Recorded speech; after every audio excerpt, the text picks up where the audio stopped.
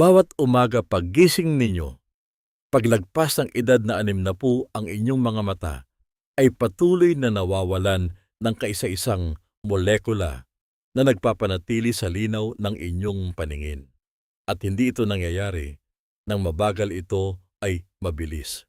Pagsapit ng panahong napansin nyo na ang paglabo halos 40% na ng proteksyong iyan ang tuluyang naglaho.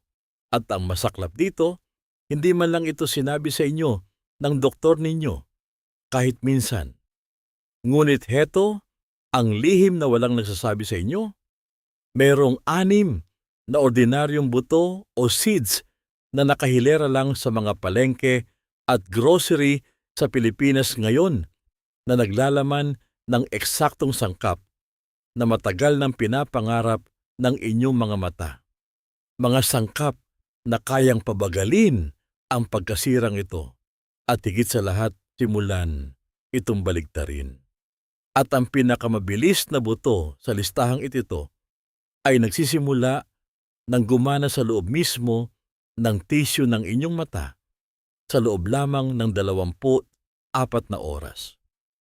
24 na oras, isipin ninyo, nagigising kayo bukas at ang ulap na bumabalot sa inyong paningin ngayon ay medyo lumiwanag na. Ang panunuyo at gaspang sa mata na nararamdaman niyo bago pa man kayo makabangon sa kama ay mas kalmado na. Ang panlalabo, ang pangangati, ang madilim na kalidad ng inyong paligid ay nakakapagtakang guminhawa. Hindi iyan basta pag-asa lamang, iyan ay totoong biyolohiya. Inirangko ko ang 6 na butong ito mula sa pinakamahina hanggang sa pinakamakapangyarihan para alam ninyo ng eksakto kung saan ninyo dapat ilaan ang inyong oras at pera.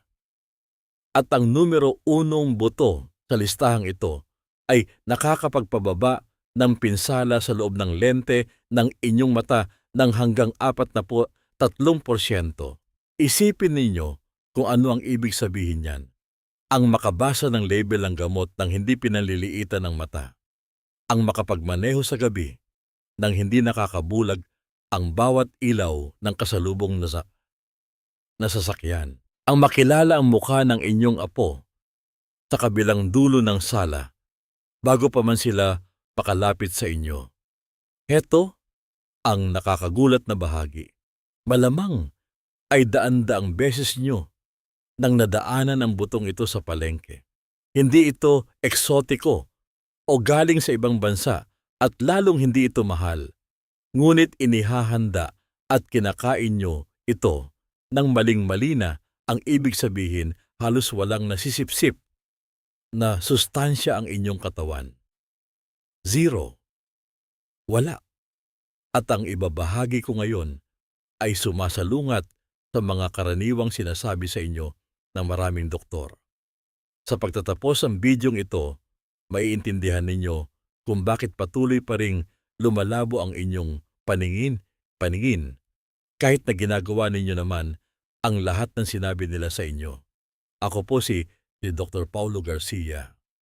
Gumugol ako ng mahigit 20 taon sa larangan ng klinikal na ophthalmolohiya at nutritional ocular medicine dito sa Pilipinas. At ang ibinabahagi ko ngayon ay bunga ng buwan-buwang pagbabasa ng mga medikal na pag-aaral na hindi man lang mababasa ng karaniwang tao upang pagsama-samahin sa iisang lugar. Paglagpas ng edad 60 ang lente ng inyong mata ay nawawalan ng pangunahing panlaban sa bilis na halos 8% taon-taon. 8%. Ang sangkap na responsable rito ay tinatawag na glutathione. At karamihan sa inyo ay hindi pa nakakarinig nito sa kabila ng katotohanang ito ang kaisa-isang pinakamahalagang molekula na pumoprotekta sa buong mata ninyo. Kung walang glutathione, tumitigas ang lente ng inyong mata, ang mga protina sa loob nito ay nagkukumpul-kumpol, nagiging malabo at parang ulap hanggang sa mahirapan na ang inyong mata na mag-focus sa kahit na ano. Hindi ito simpleng pagpapalit lang ng mas matapang na salamin. Ito ay pagbagsak mismo ng istruktura ng mata, isang bagay na nakikita ng inyong optometrist, ngunit bihirang ipaliwanag sa inyo sa paraang may magagawa kayo tungkol dito. At heto ang pinakakinatatakutan ko, lipid peroxidation. Ito ay ang maliliit at hindi nakikitang reaksyon ng pagkasira ng mga selula na kumakalat sa loob ng tissue ng inyong lente sa mismong sandaling ito. Hindi nyo ito nararamdaman. Hindi nyo ito nakikita. Ngunit dumadami sila araw-araw. Sasabihin ng doktor nyo na magsuot kayo ng sunglasses, kumain ng mas maraming kalabasa o carrots, uminom ng multivitamins at oo, nakakatulong ang mga iyan ng kaunti.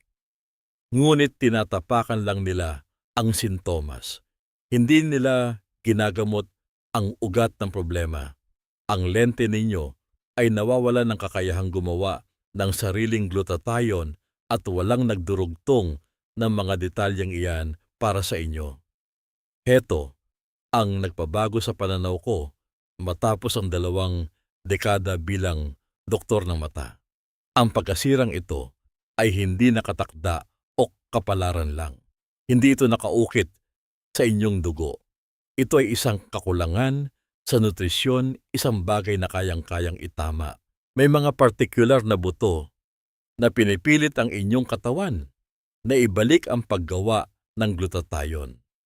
Hindi ito hula-hula lang. Ito ay biokimika na naidokumento sa higit sa 1,000 klinikal na pag-aaral. Kinukuha ng katawan ninyo ang mga partikular na antioxidant sa mga butong ito at direktang ginagawang glutathione na pinapangarap ng inyong lente.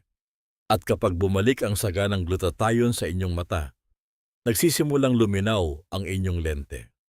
Crystalline protein repair. Iyan ang medikal na termino para sa paglilinis ng inyong lente mula sa loob palabas na parang malabong windshield ng sasakyan na biglang luminaw. Kapag nangyari ito, ang pagpasok ng liwanag sa lente ay maaaring bumuti ng 25 hanggang 40% sa loob lamang ng 1 linggo. Lumalambot ang palalabo, nawawala ang panunuyo, kumakalma ang nakakasilaw na ilaw sa gabi, at pagkatapos ng ilang linggo, magsisimula ang tunay na paghihilom. Ang mga nasirang protina ay inilalabas ng katawan, ang mga bagong proteksyon na selula ay isinisilang, at ang paglala ng katarata na sinabi nilang hindi mapipigilan ay halos humihinto na. Ngunit tandaan, hindi lahat ng buto ay pare-pareho. Ang iba ay walang kwenta. Ang iba ay gumagana. Ngunit kung ihahanda ninyo lamang sa paraang bihirang gawin ng mga tao at ang iilan ay tunay na kamangha-mangha at nagkakahalaga lamang ng barya kada kain. Sinuri ko ang mga pag-aaral sa loob ng maraming buwan. Heto ang totoo at tapat na pagraranggo. Magsimula tayo sa pinakailalim, buto numero 6, linga o sesame seeds. Ang linga ay laging lumalabas sa mga listahan ng eye health sa internet. At may dahilan iyan. Nagtataglay ito ng zinc, copper, at sapat na dami ng vitamin A3 nutrisyon na totoong kailangan ng inyong mata. Ngunit ang aktwal na epekto nito sa lente ng mata, halos hindi masukat. Isang pag-aaral noong 2024 sa Journal of Nutritional Science ang sumubok sa linga sa loob ng 7 linggo. Ang pagbuti sa mga marka ng antioxidant sa lente ay nasa 6% lamang. 6%. Hindi iyan nakakabaligtad ng kahit anong sakit. Parang isang sandbag lang sa gitna ng matinding baha. At heto ang problemang hindi binabanggit ng sinuman. Ang linga ay punong-puno ng phytic acid, isang anti-nutrient na humaharang sa inyong katawan upang sipsipin ang mismong zinc na siya ninyong dahilan kung bakit kayo kumakain nito. hanggang 40% ng zinc na iyan ay dumadaan lang sa inyong tiyan at inilalabas lang sa banyo, walang silbi, sayang. Ngumunguya kayo, lumulunok, at pakiramdam nyo ay tinutulungan nyo ang mata nyo. Pero nawawala ang halos kalahati ng benepisyo bago pa man ito makarating sa inyong dugo. Ang solusyon ay napakasimple, ay roast o isangag ninyo ito sa tuyong kawali na walang mantika sa loob ng 3 minuto bago kainin. Ang init ang nagpapabiyak sa phytic acid at nagpapalaya sa zinc. Isang maliit na nadakok araw-araw mga 20 pesos lang ang isang balot na tatagal ng 1 buwan. Walang side effects. Ngunit huwag umasa na ang linga ang mag-aayos ng paningin ninyo. Sila ay umpisa lamang, hindi ang solusyon. At bawat buto na mas mataas sa listahang ito ay ginagawang parang warm-up lang ang linga. Puntos 3 sa 10. Kailangan ngunit lubhang kulang. Buto numero 5. Binabad na buto ng kalabasa o pumpkin seeds na may kalamansi. Kung manunod kayo sa internet, parang sinasabi nilang ang buto ng kalabasa ang himala ng kalikasan para sa mata. At totoo, ang profile ng nutrisyon nito ay mukhang napakaganda. Sa papel, lutein, zeaxanthin, at isa sa may pinakamataas na konsentrasyon ng zinc sa lahat ng buto na nasa 10 miligramo bawat onsa. Tunay na mga nutrisyong nagpoprotekta sa mata. Ngunit ang epekto nito, partikular sa pag-aayos ng lente, ay minimal lang kumpara sa mga susunod na buto sa listahan. Isang pag-aaral noong 2023 sa British Journal of Ophthalmology ang nakadiskubre na ang pagkain ng buto ng kalabasa ay nagpaganda sa density ng makula ng 11% sa loob ng 8 linggo. Ngunit tanging sa mga taong kumain nito araw-araw nang walang patid sa loob ng buong 8 linggo. Kapag nakalimutan mo ng ilang araw, ang benepisyo ay halos mawawala. Hindi kasi magaling mag-imbak ng mga sangkap na ito ang ating katawan.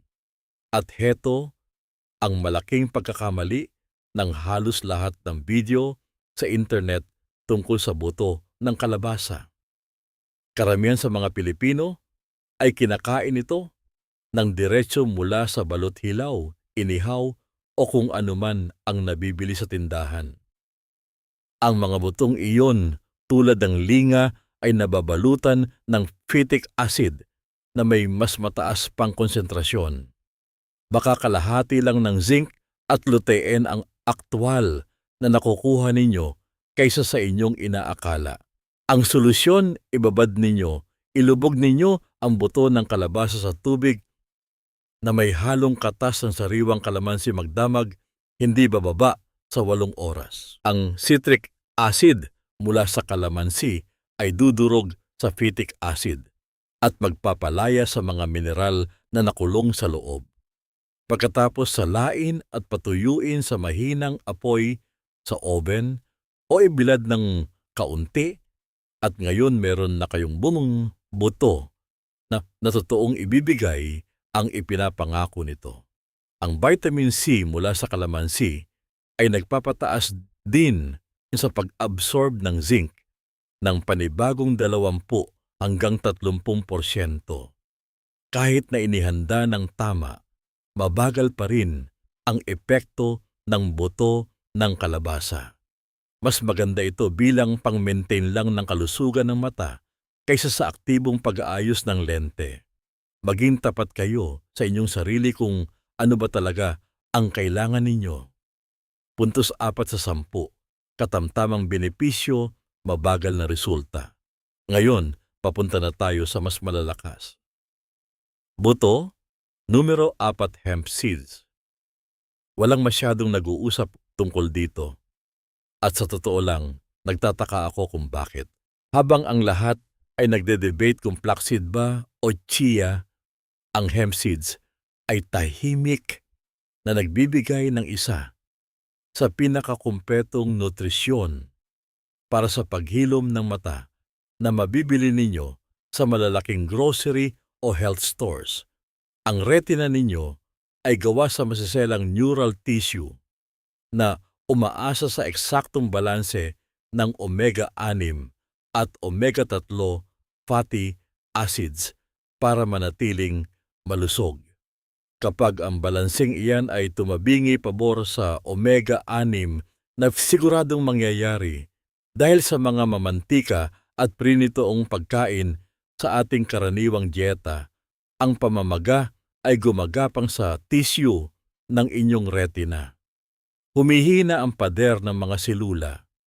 Lumalabo ang paningin sa paraang akala nyo ay pagtanda lang, ngunit ang totoo ay isa itong matagal at banayad na pinsala dulot ng pamamaga. Ang hemp seeds ay merong likas at perpektong tatlo sa isang rasyo ng omega-6 sa omega-3. Walang ibang buto ang nakakalapit sa balanseng iyan. Wala sa flax, wala sa chia, at wala sa kahit anong sikat at mamahaling alternatibo na ibinebenta online. Isang pag-aaral ngayong 2025 sa European Journal of Nutrition ang natuklasan na ang mga kalahok na kumonsumo ng 30 gramo ng hemp seeds araw-araw ay nagpakita ng 32% na pagbaba sa pamamaga ng mata. Pagkatapos lamang ng 6 na linggo, 32%. Iniulat ng mga tao ang pagkabawas ng panunuyo at mas matalim na paningin tuwing umaga sa loob lamang ng 10 hanggang 14 na araw. Ang magaspang makati at nakakairitang pakiramdam ay mabilis na kumakalma at hindi tulad ng flax o chia. Hindi nyo kailangang gilingin o durugin ang hemp seeds. Hindi rin kailangang ibabad. Kainin nyo lang diretso. 2 kutsara sa ibabaw ng yogurt oatmeal o ihalo sa inyong smoothie. Mahina lang ang lasa nito, medyo parang mani, kaya halos walang may ayaw dito. Mga 300 piso lang ang isang balot na tatagal ng 3 linggo. Napakamura bawat kain, isang babala lang. Kung umiinom kayo ng pampalabnaw ng dugo tulad ng warfarin, makipag-usap muna sa inyong doktor. Ngunit para sa karamihan ng mga nasa edad 60 pataas ito, ang isa sa pinakamadali at pinakamalakas na dagdag na magagawa ninyo ngayon. 8 sa 10. Makapangyarihan, abot kaya mabilis ang epekto. Ang susunod ay kontrobersyal. Buto numero 3, giniling na chia seeds na may virgin coconut oil. Sumikat ng husto ang chia seeds, halos 1 dekada na ang nakalipas. Karamihan sa mga pangako rito ay kalokohan himala raw sa pagpapayat, pampalakas ng enerhiya, superfood ng siglo, sobrang eksaherado. Ngunit para sa inyong mga mata partikular, ang chia seeds ay totoo at lehitimo, at ang proseso kung paano ito gumagana ay napakaganda. Sila ay isa sa pinakamayamang pinagkukunan sa kalikasan ng alpha-linolenic acid, isang uri ng omega-3. Kapag kumain kayo ng giniling na chia, ginagawa itong DHA ng inyong atay. At ang DHA ay bumubuo ng higit sa 60% ng fatty acids sa inyong retina. Hindi lang ito basta katulong na nutrisyon. Ito mismo ang materyales kung saan gawa ang inyong mga mata. Ngunit heto ang malaking pagkakamali. Kung lulunukin ninyo ng buo ang chia seeds, tulad ng ginagawa ng marami na inihahalo lang sa tubig para lumobo, ito ay dadaan lamang sa inyong tiyan ng buong buo. Wala kayong makukuhang sustansya. Kailangan ninyo itong gilingin muna. Isang blender o coffee grinder sa loob ng 10 segundo, Iyan lang ang tanging hadlang para maging gamot ito sa halip na palamuti lang sa inumin. Pangalawa, ang DHA ay fat-soluble. Kailangan ito ng taba para masipsip ng katawan. Ang pagkain ng giniling na chia kasama ang isang kutsarita ng virgin coconut oil ay nagpapataas sa pagsipsip ng DHA ng hanggang 35%. Iyan ang nagdedesisyon kung makakarating ba ang sangkap na ito sa inyong retina o hindi. Isang pag-aaral noong 2022 sa Investigative Ophthalmology at Visual Science ang nakatuklas na ang chia na may kasamang taba ay nagpaganda sa katatagan ng luha ng 38% sa loob lamang ng 3 linggo. Bawas ang dry eye, bawas ang paghapdi at bawas ang magaspang na pakiramdam tuwing gigising. Para sa partikular na problema sa tuyong mata, napapansin ng mga tao ang ginhawa sa loob ng 24 hanggang 48 oras, ngunit ang pagpigil sa katarata ay aabutin ng 70 araw. Maging makatotohanan kayo sa oras na inaasahan ninyo, 8.5 sa 10. Napaka-epektibo, ngunit kailangan ng paghahanda araw-araw. Boto numero 2, giniling na flaxseed na may abokado. Ang giniling na flaxseed ang kaisa-isang pinakamataas na pinagkukunan ng alpha-linolenic acid mula sa halaman sa buong mundo. Isang kutsarita lang ng tamang nagiling na flaxseed ay naglalaman ng 2,350 miligramo ng omega-3. Nagbibigay lamang ng 1,700 ang chia para sa ganyang dami at ang hemp ay nasa 1,000 lang. Hindi man lang ito makumpara. At kapag ipinares ninyo ang giniling na flaxseed sa abokado, may isang kamanghamanghang nangyayari. Ang monounsaturated oleic acid na likas sa abokado ay nagpapataas sa kakayahan ng inyong katawan na sipsipin ang ALA ng flaxseed ng hanggang 300%. Hindi ito typo error. 300% ginagawa nitong isang medikal na antas ng panggagamot sa mata ang isang ordinaryong pagkaing mabibili sa palengke ng wala pang 100 piso. Isang pag-aaral noong 2021 sa American Journal of Clinical Nutrition ang natuklasan na ang mga kalahok na kumakain ng 30 gramo ng giniling na flaxseed araw-araw kasama ang taba ay nagpakita ng 44% na pag-ayos sa paggawa ng luha at 41% na pagbaba ng oxidative stress sa mismong lente ng mata. Sa loob ng 1 linggo, kapansin-pansing nababawasan ang panunuyo ng mata. Sa loob ng 3 linggo, may nakikitang linaw sa paningin sa gabi at nababawasan ang pagkasilo sa liwanag. Ang tamang proseso, gilingin ang 2 kutsara ng buong flax seeds gamit ng blender o grinder bago mismong kainin. Ito ay napakahalaga. Ang mga nakabalot na giniling na flaxseed na nabibili sa supermarket ay nawalan na ng malaking bahagi ng bisa ng kanilang omega-3 dahil sa oxidation. Nagbabayad lang kayo para sa mukhang masustansya pero wala nang saysay sa katawan. Gilingin ninyo ng sariwa, ibudbod sa ibabaw ng kalahating hiniwang abokado. Kainin sa loob ng 15 minuto tuwing umaga. Ang tanging dahilan kaya hindi ito ang numero 1 ay dahil sa dedikasyong kailangan. Kailangan ninyo ng grinder. Kailangan ninyo ko ng laging sariwang abokado. Kailangan ninyong gawin ito araw-araw ng walang palya. Karamihan sa mga tao ay magaling lang sa simula at susuko na matapos ang 2 linggo.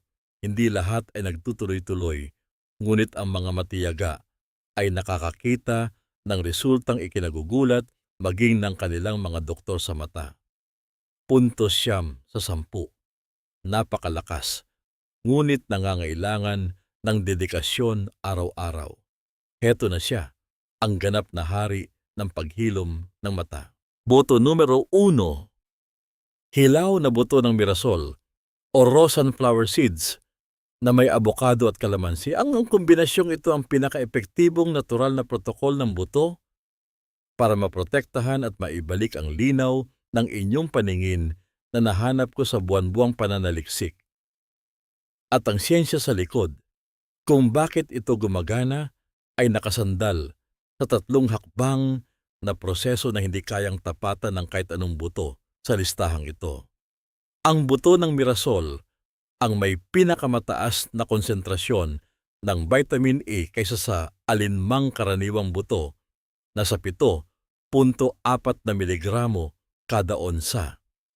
Iyan ay halos kalahati na ng kinakailangan ng inyong katawan sa buong araw mula lang sa isang maliit na dakok. Ang vitamin A ang tinatawag na master antioxidant na inaasahan ng inyong lente upang patayin at tapusin ang reaksyon ng lipid peroxidation na nakasalukuyang sumisira sa tissue ng inyong lente ngayon din. Pinipigilan nito ang hindi nakikitang pagkawasak ng mga selula at pinapatay ito ng tuluyan. Ngunit dito nagiging napakahalaga ang paraan ng paghahanda. Ang vitamin E ay fat-soluble, kailangan ito ng taba para matunaw. Kung walang kasamang taba, malaking porsyento ng vitamin E mula sa inyong sunflower seeds ang hindi kailanman makakarating sa inyong mata na nangangailangan nito. Dito papasok ang abokado. Nagbibigay ito ng oleic acid, ang eksaktong uri ng taba na nagpapalakas ng todo sa pag-absorb nito sa inyong bituka. Ang vitamin A ay hindi lang basta nahahatid, kundi naihahatid ito sa buong kakayahan nito. At pagkatapos meron pang kalamansi. Ito ang parteng madalas ikagulat ng mga tao kapag ipinapaliwanag ko. Ang vitamin C sa sariwang katas ng kalamansi ay hindi lang basta nagdadagdag ng isa pang antioxidant. Nire-recycle at binubuhay nito muli ang vitamin E. Pagkatapos kasing tapusin ng isang molekula ng vitamin E ang isang nakakasirang radikal sa inyong lente, napapagod ito at nawawalan ng bisa. Ang vitamin C ang nagbibigay ng enerhiya sa pagod na molekulang iyon para paganahin ulit ito. Ibig sabihin, ang isang doso ng vitamin E ay patuloy na iikot at gagana bilang proteksyon sa loob ng maraming oras sa halip na maubos lang sa loob ng ilang minuto. Hindi ka lang nagpapasok ng antioxidant. Nagtatayo ka ng isang sistema sa loob ng inyong lente na patuloy na nagre-recycle at bumubuhay sa sarili nito. Iyan ang proseso. Iyan ang dahilan kung bakit tinatalo ng kombinasyong ito ang lahat ng iba pang buto sa mga pag-aaral. Isang malaking pag-aaral na inilathala sa journal na Ophthalmology ang nagpatunay nito. Ang mga nasa edad 55 pataas na araw-araw kumakain ng mataas na dose ng vitamin A, kasama ng iba pang sumusuportang nutrisyon sa loob ng 18 buwan ay nagpakita ng 25% na mas mababang panganib sa paglala ng katarata 34%, na paglinaw sa lente ng mata 41%, na pagbaba sa oxidative damage sa lente at malinaw na pagbagal sa macular degeneration. Walang ibang buto ang nagpakita ng positibong resulta sa lahat ng 4 na kategoryang ito ng sabay-sabay. Wala kahit isa. Iniulat ng mga tao na nabawasan ang pagkapagod ng kanilang mga mata sa loob lang ng ilang oras. Ang panlalabo tuwing umaga ay nagsimulang luminaw sa loob ng ilang araw. Sa loob ng 2 linggo, ang pagbabasa ng maliliit na letra sa bote o cellphone ay hindi na mahirap. At sa loob ng 90 araw, ang pagbabago ay nakikita na at nasusukat mismong ng kanilang eye doctor. Heto ang eksaktong gagawin ninyo: 1 unsa ng hilaw at walang asong sunflower seeds, 1 kapat ng hinog na abokado, at katas ng kalahating kalamansi. Pipigain at ibubuhos sa ibabaw ng lahat. Kainin nyo ito ng sabay-sabay tuwing umaga. Ang kabuuang gastos ay wala pa sigurong 20 piso bawat hain. Ang salitang sabay-sabay ay hindi pwedeng baliin. Ang taba mula sa abokado at vitamin C mula sa kalamansi ay dapat sabay na pumasok sa inyong tiyan kasama ng mga buto upang gumana ang proseso ng pag-absorb at pag-recycle. Kung kakainin ninyo ang mga ito ng hiwa-hiwalay sa magkakaibang oras, mababawasan ng 70% ang masisipsip na vitamin E. Hindi yan maliit na bawas 70% iyan ang tamang oras ng pagkain, ang siyang nagpapagana sa proseso. Bumili ng hilaw, walang asin at balatan ng sunflower seeds. Dapat isa lang ang nakasulat sa sangkap sunflower seeds. Kung may iba pang nakahalo, ibalik nyo sa istante. Puntos 10 sa 10. Pinakamataas na epekto. Subok na resulta. Abot kaya, mabibili kahit saan. Ngayon heto ang buong pang-araw-araw na protokol ninyo. Tuwing umaga, ang inyong pundasyon, 1 onsa ng hilaw na sunflower seeds, may abokado at katas ng kalamansi, sabay-sabay kainin. Ito ay hindi pwedeng ipagpaliban. Sa hapon, magdagdag ng 2 kutsara ng hemp seeds o bagong giling na chia seeds na may 1 kutsaritang virgin coconut oil. Pumili lang ng isa at panindigan nyo ito. 3 hanggang 4 na umaga bawat linggo, magdagdag ng 2 kutsara ng bagong giling na flax seeds sa ibabaw ng abokado. Heto ang makatotohanang mangyayari kung gagawin ninyo ito ng tama araw 3. Hindi na masyadong tuyo at magaspang ang inyong mga mata paggising. Araw 7. Ang panlalabo sa umaga ay mas mabilis nawawala. Araw 14. Nababasa nyo na ang maliliit na letra sa cellphone nang hindi na masyadong nahihirapan. Araw 30. Maaaring mapansin ng mga anak ninyo na hindi nyo na pinanliliitan ang mata nyo kapag nagbabasa at hawak nyo na ng tama ang mga dokumento. Sa susunod na check-up sa doktor pagkatapos ng 90 araw, makikita ng inyong optometrist ang pisikal na pagbabago sa inyong lente. Napanood ko na itong mangyari mismo sa aking mga pasyente. May isang lola na nagsabi sa akin na sa wakas itinago na niya ang kanyang artificial tears sa loob ng 4 na taon. Isang lolo naman ang nakapagmaneho papunta sa hapunan ng gabi na wala ng kaba, isang bagay na hindi niya ginagawa sa loob ng 2 taon. Hindi po ito himala.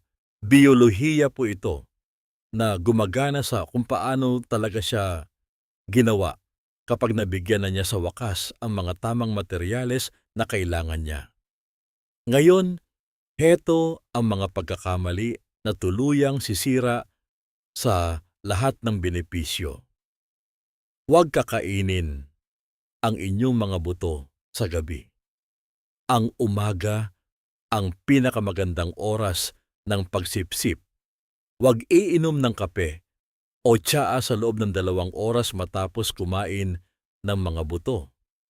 Ang mga tannins sa kape at tsaa ay kumakapit sa zinc at vitamin E at hinihila ito palabas ng katawan bago pa masipsip. Sinasayang nyo lang ang pinaghirapan ninyong kainin. Huwag umasa ng agarang pag-aayos ng lente sa loob ng 1 linggo at hihinto kapag hindi nangyari. Mabilis ang epekto sa dry eye, ngunit ang pag-ayos ng lente ay nangangailangan ng 60 hanggang 90 araw na walang tigil na paggawa. May sariling schedule ang ating katawan. Igalang ninyo ito. Huwag itigil ang anumang iniresetang gamot ng doktor ninyo nang walang pahintulot niya. Ang protokol na ito ay kasabay dapat ng nakasanayang panggagamot, hindi pamalit agad. At basahing mabuti ang mga label sa bibilhing buto, bawal ang flavored honey roasted o may asin. Ang mga additives na ito ay sumisira sa proseso. Dapat ay iisang sangkap lang ang mismong buto. Ang mga ito ay hindi mungkahi lang. Bawat isa sa mga pagkakamaling ito ay tahimik na tinatapos ang mga resultang pinaghihirapan ninyo. Bago ako magpaalam, may gusto akong sabihin sa inyo na sinasabi ko rin sa bawat pasyenteng umuupo sa harapan ko, mga taong dismayado dahil patuloy na lumalabo ang paningin nila kahit ginawa na nila ang lahat. Hindi kayo sira. Ang inyong mga mata ay hindi bumabagsak dahil sa isang sumpa ng katandaan na hindi na mababago. Isang kasinungalingan iyan. Maiiwasan ito. Maaari itong baligtarin. Ngunit kailangan ninyong ibigay sa inyong katawan kung ano ang totoong kailangan nito. Ang totoo, walang nagdurugtong ng mga ito para sa inyo sa nakasanayang medisina. Ang mga lolo at lola natin noon ay naghahalo ng buong buto sa kanilang pagkain. Kumukuha sila ng mga buto ng kalabasa at mirasol mula mismo sa kanilang likod bahay at giniling ito kasama ng kanilang ulam ng hindi tinatawag na health protocol dahil ito ay simpleng pagkain lamang. Hindi na natin ginagawa yan ngayon. At pagkatapos ay nagtataka tayo kung bakit bumabagsak ang ating paningin paglagpas ng edad na 60. Hindi kayo sira. Ang dieta ninyo ang sira. Ayusin natin ang dieta, aayos ang mga mata. Heto ang hamon ko sa inyo.